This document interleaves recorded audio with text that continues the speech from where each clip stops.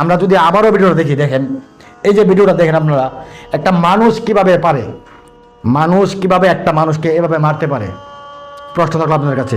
তবে হ্যাঁ, আমরা যতটুকু জানি যে এইখানে যারা নাকি হত্যাকাণ্ড চালিয়েছে, হত্যা করেছে, তাদেরকে গ্রেপ্তার করা হয়েছে। গ্রেপ্তার করলে হবে না, গ্রেপ্তার করলে হবে না। আবার অনেকে আবার বলবে যে তাদেরকে দল থেকে বহিষ্কার করে দিয়েছে, ওরা বিএনপির স্বেচ্ছাসেবক দলের নেতাকর্মী। আবার অনেকে বলছে ওরা নেতাকর্মী না, নেতাকর্মীদের সাথে সম্পৃক্ত।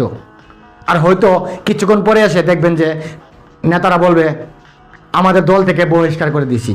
তার মানে কি, আমরা এই 1 বছর ধরে, 1 বছর হয়েছে গণ অভ্যুত্থানের মাধ্যমে দেশ নতুন করে স্বাধীন হয়েছে, কিন্তু আমরা বিভিন্ন সময় দেখি বিএনপির নেতাকর্মীরা, বিএনপির নেতারা বিভিন্ন জায়গায় চাঁদাবাজি করছে, সন্ত্রাসী করছে, খুন করছে। শেষ পর্যন্ত আমরা কি দেখি, দল থেকে বহিষ্কার করছে। দল থেকে বহিষ্কার করলে হবে না। এখানে যারা ঘটনা ঘটিয়েছে রাজপথে, আমরা প্রত্যেকটা মানুষ সেই খুনিদেরকে রাজপথে শাস্তি দেখতে চাই। প্রত্যেকটা মানুষ আওয়াজ তুলুন, প্রত্যেকটা মানুষ আওয়াজ তুলুন। আপনার জায়গা থেকে আপনি কমেন্ট করুন, ভিডিওটা শেয়ার করুন।